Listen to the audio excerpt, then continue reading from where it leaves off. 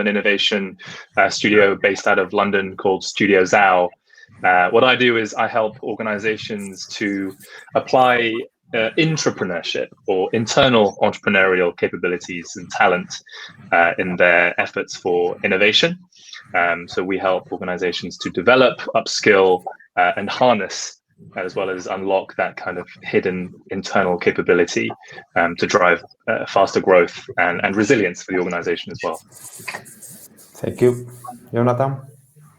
Hi, everyone. I'm Jonathan Grinbaud. I work as an innovation advisor at Innovate UK, the UK's innovation agency, working on their Innovate UK Edge program, where I help London-based startups and SMEs to scale up internationally. I help the companies to secure funding, public funding, private finance, help them with IP management, help them with their business strategy.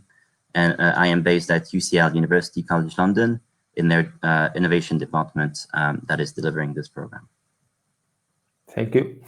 Well, my name is Andrés. As I mentioned, I work at FundingBox as a director and head of product.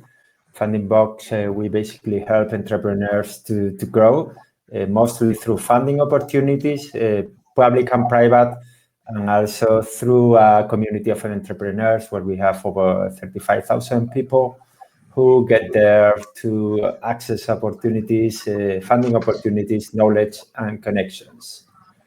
Okay, so let's jump into the topic. Well, we are talking, of course, about a very difficult topic that is COVID, that is, of course, has affected all the global population, but we want to look to the, kind of bright side of it in a way of how it has improved or affected to innovation. So maybe a basic starting question could be, how do you think that COVID has really affected the way that innovation is happening? Do you think it has fostered innovation? Do you think it has decreased it because of the burden that it's causing to everyone? I don't know if anyone wants to break the ice. I can give it a go. If you want, Andrés, it's a very good question. I think that COVID really affected innovation, and it affected in the way that it changed the timing around innovation. So timings changed considerably. COVID created really this sense of urgency where companies had to come up with solutions quickly, right? We've seen that has been reduced time for trials, reduced regulatory hurdles for new solutions. We've seen that for the vaccine, right? The vaccine was developed in a year, whereas it usually takes around 10 years to develop a vaccine. This was also valid for startup innovation. And there's an example here I wanted to take, which is based at UCL, right? So when the pandemic started, engineers from the UCL Institute of Healthcare Engineering decided to partner with Mercedes AMG to create a ventilator, because in the UK and in Europe, we were lacking ventilators, right, to help people with severe COVID. And I think it took them 100 hours to go from the first client meeting to the first prototype. And this was really impressive, right? And I think that this is also valid for startups and innovation. It's really changed timing around innovation. Yes, and I would actually love to build upon what Jonathan said. So he mentioned the urgency and the time that businesses had to think about how they introduce innovation. But from my point of view, I think it's also, obviously, working in an advertising agency, businesses come and my main job is to obviously put myself in the shoes of a consumer. So what has been really interesting is that COVID, basically, besides obviously making businesses act quicker, it also pushed businesses to rethink how they go to market and how do they get their products to consumers. So it's a kind of reinventing. So some of businesses had to really change their business models just because of COVID. Some of the kind of old ways of, obviously restaurants kind of having physical contact with consumers is no longer, well, it it's sometimes possible, but it's very abstracted. So in a way, they had to think about how to reach the consumers in a safe online way. So that has been very interesting, that COVID enabled that innovation. I would say actually accelerated, because I don't think it's that we have new innovations. All of the kind of the technologies have been in play previously before the pandemic hit. But COVID accelerated how businesses work, and I think the what Jonathan said, that's the right way to think about it. They haven't enabled businesses to innovate completely, but it's to rethink and accelerate how they think about innovation. On that point about accelerating innovation, I would just say that the conversations that we've had with some of our clients, which has been around internal innovation, obviously has been around how can they adopt more of an entrepreneurial skill set and mindset internally. Some of the clients we've spoken to have echoed that they've been quite surprised as well by their own ability, by the organization capacity to move quickly. March, April last year, and actually they don't want to lose some of that. They saw that actually some of the technologies and the trends were obviously already knocking on the door, but there wasn't a sort of a watershed moment, a burning event like this, so to speak, that necessitated this sort of urgent all hands on deck change. And now that they've done it, they realize, I'm a bit more capable than I thought. And actually, I don't want to lose this kind of ability to do so. So what more can we achieve? That's been an interesting angle as well. And certainly that's a testimony in a way to the silver lining, as Andrés, as you put it, of the positive, maybe a catalyst for innovation. And just curious, have you seen, Jamie, because we are talking about accelerating businesses and accelerating the way to take the ideas to convert them in product and take it to the market.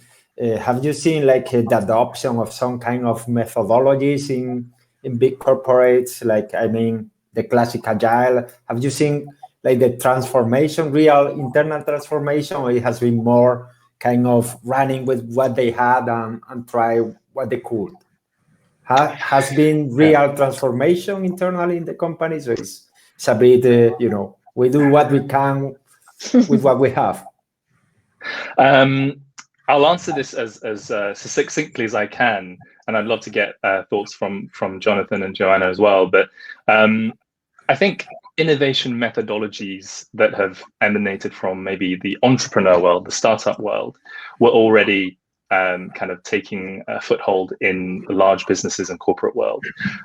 But it was still kind of, in a way, hoping to cross a chasm, right, in itself, in terms of its adoption in the corporate world. I think some of the effects of the pandemic, i.e. jolting business executives and leaders into realizing that things are fundamentally, certain things are fundamentally going to change and stay different, especially from a consumer behavior perspective, has meant that actually some of them have become more interested in how can we now actually look internally and apply some of these lean startup or more systematic innovation methods that previously we knew existed, but now maybe there's more of a case to actually embed and actually adopt and upskill, especially in a world where I think more and more employees are obviously working from home and there's less of a social element in the same way there used to be. So employers have a greater proportion of the time and impact on an employee's life. And so there's also a side responsibility, I think, that's increasing, which is they need to upskill and retrain and kind of, inject some more growth into employees. And so learning these new skills are also a responsibility and a duty, I believe, of employers to their people. And I can build on that. I think that the pandemic forced corporates to adopt a more entrepreneurial management mindset.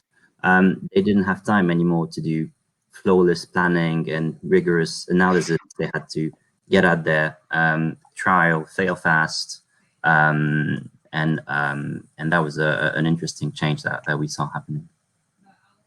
And actually, just on what Jonathan said, because with big corporations, what I've noticed is based on the pandemic, and obviously last year we were in a different state as we were still wondering how long will it take. Is this but now we're clearly realizing that this is the new normal. So what we've observed, especially with big corporations, is from advertising point of view, we had to look back and see whether the new normal sticks, whether the positionings and the kind of promises, the missions of these brands are still relevant in the new normal. So we actually had to go back and revisit some of that thinking, and that's where the big change was happening internally, is that brands had to kind of look at themselves and see, first of all, do we all agree? Are we still promising what people actually need? And it's kind of made them refocus and look back again at consumers and see what they're dealing with, what they're in the need of, and then apply that change internally. So that was really fascinating as well. Good point.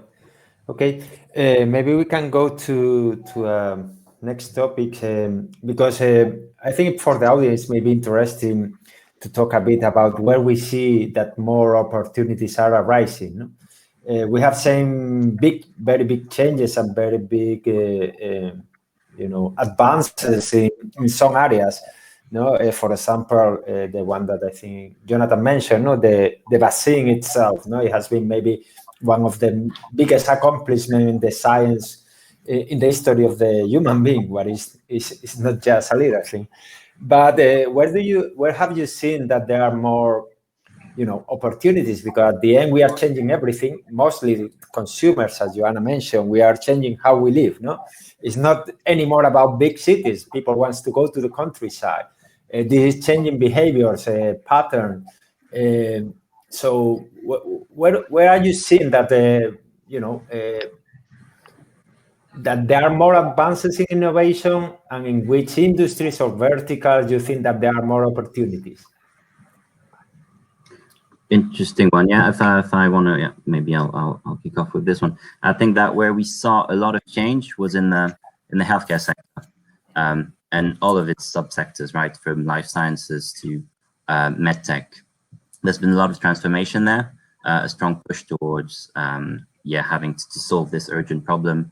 And companies have been very creative and very quick in trying to identify and solve these challenges.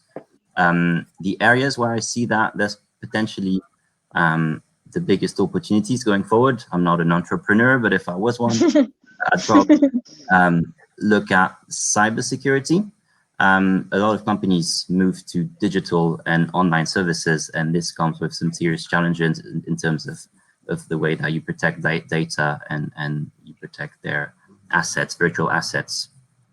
And maybe as well, online education as well. We saw that school children particularly were left high and dry with parents having to become teachers overnight, which was a challenge, right? So I think these two sectors here could hold very interesting opportunities going forward. Joanna, I mean, from my point of view, and I think I really like what Jonathan said. It's from personal point of view. I agree. I don't have the investments right now to start a business, but if I had those, then I would say, for me, seeing the data and looking at how we're working, I think wellness, tapping into wellness altogether, kind of brands helping, businesses helping people to cope with how they feel, how they cope, kind of how they relax. I think that's very much needed. I've seen a lot of businesses actually incorporate wellness into their offering that you wouldn't have thought of, like airlines, pharma, retail. They're adding wellness on top of their offering. So I would definitely look into especially mental wellness as an opportunity to grow business wise. Yeah, indeed, I heard today in the news that Prince Harry is joining as an executive a company about well-being in the States. So that's another signal. Yeah. Jamie? I was just going to say, Prince Harry must know something we don't, and he's ahead of the curve.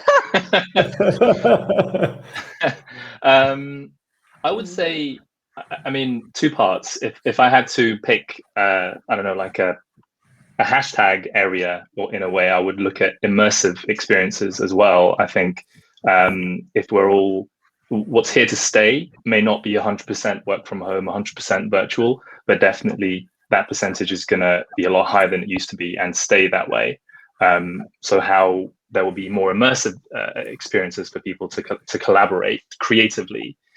That's something that I'm personally interested in. But the way I like to think about some of the growth opportunities or white space opportunities coming out of this may be more of a system level view, which is, for example, I can see already, at least in London, where I live, the property market, house prices, house demand. This is an indicator of obviously people's movements, and that has in turn a massive knock-on effect on not just the retail industry within central London, but also some of the auxiliary industries like food, lunch places, entertainment. But then also that's going to counterbalance elsewhere. So will that industry be shifting out into some of the satellite cities? Does that mean that actually there's going to be a massive boom in those areas, and the structure of society might change in this way? This interests me personally, because I think that that's an opportunity for organizations to reframe a defensive mindset of we need to protect what our core business is into, well, actually, we should actually exploit some of these white space opportunities and go and test and explore and validate new ideas over there. Very good point. I have to say that personally, I'm quite interested in the centralized technologies. I see as what you were just mentioning, no? At the end, what is happening now is some kind of decentralization in the people, how the people live, no? Before it was all about being in the center of the place, but now it's about, disaggregating, going to the countryside. So I think that's healthy for the society in itself, and also raise a lot of opportunities. So I would say that is a positive thing of this terrible situation. Let's try to think positively. Okay, yeah. But if we continue, there is also another topic, because we have seen that with this pandemic, well, at the end, most of digital companies, big digital companies, they have grown a lot. So it has been very positive for not all, but most of them. But how has this affected to the small and medium enterprises, the startups and the tech entrepreneurs? So I don't know if anyone wants, maybe Jonathan, I think you have good experience dealing with this kind of stakeholders. So yeah, this is my job to help them scale up, right? So what we've seen, so the effect, I think, on the pandemic on startups and SMEs, first of all, was that it changed the landscape, the access to funding landscape. When the first lockdown started, and in 2020, actually, we can look at the figures, and what we see is that VC investment in startups and SMEs in Europe dropped by 12%. So startups had to be creative in the way that they were trying to secure funding. Securing growth funding was getting incredibly hard at that time, and they had to look for other options. A lot of companies applied to grants, national grants, a lot of them, and these grants became extremely selective, right?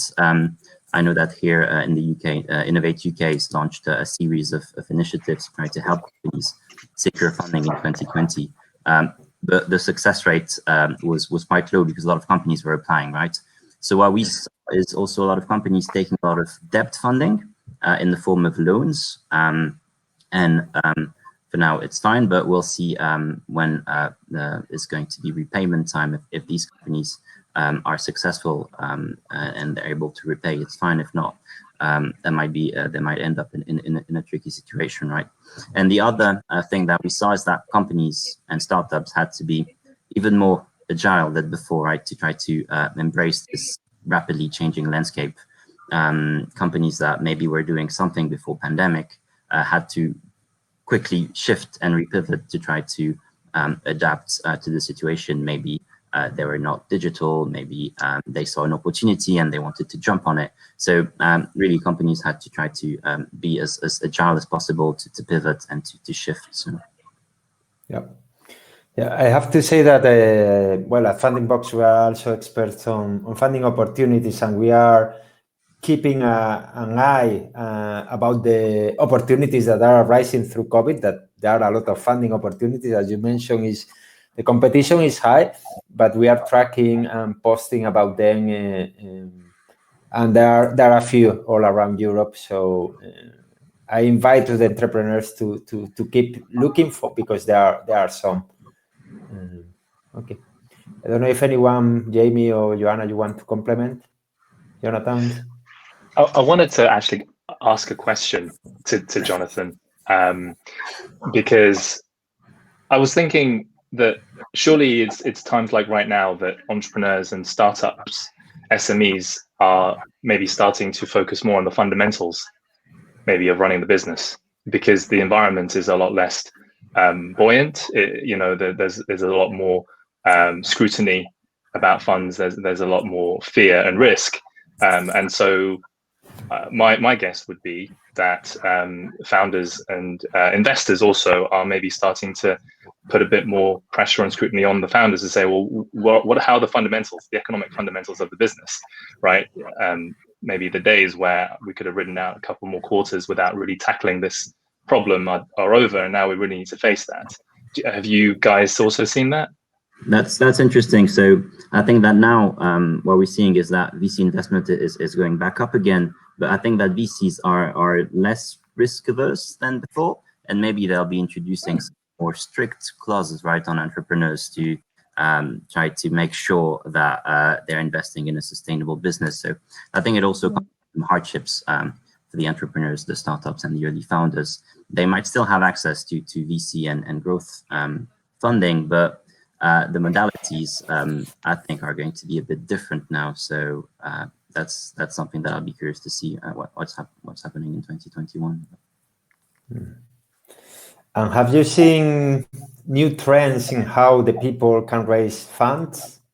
I mean, we know VC is the classic, but are other ways to raise flourishing? I mean, crowdfunding is the equity crowdfunding is already making its way, but are you seeing any other trends in the market? Any other ways to, there is also some innovation in that front, probably, I think I might direct the question back to Jamie, because so we companies raising capital through different ways, as I've mentioned, grant funding, equity funding, debt funding, and these are the usual channels, right? But the shift that I think we saw was that shift towards what Jamie called entrepreneurship, companies having to try to do more with less. And I think that this was quite typical of what happened last year and will continue to happen this year. And I know that that's a topic that Jamie is interested in. Okay. Yeah, I think there is definitely that trend. Entrepreneurship as a word, just as a word in English, or actually with French roots, I guess, wasn't something that's well understood before. But certainly we've seen that more and more people are starting to try and understand it and look for it and try and apply it. So yes, I completely echo that. Or another way to raise funding these days, to answer your question, Andrés, maybe is to make a digital work of art about Elon Musk and try and sell it via a non-fungible token, right? That's a trend that's really come out of the past few weeks. That's a real trend. Yes, it is. Okay, we are running out of time, so I think we have 2-3 minutes.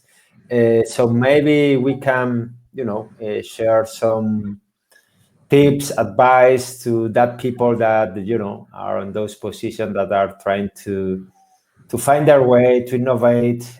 So, and the current situation, what do you think you could advise them in any way, in any front? I mean, there are many angles, but I guess each of you may have a different one. So I don't know if Joanna, if you want to go ahead.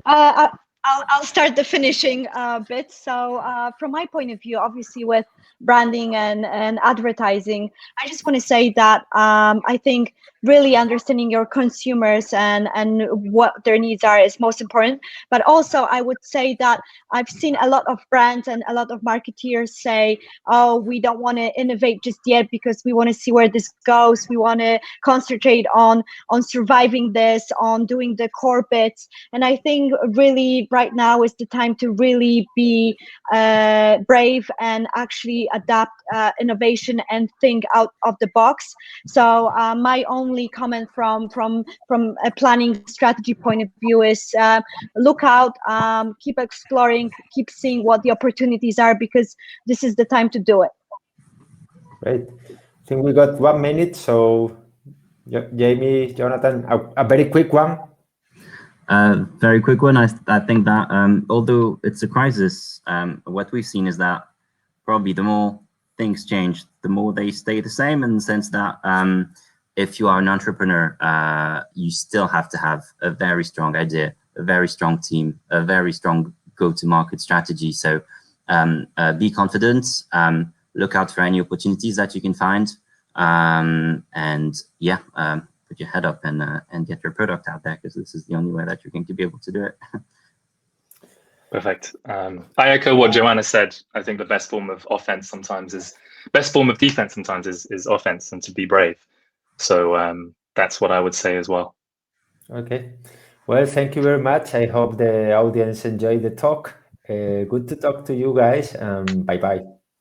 Thanks, Andrés. Thank you.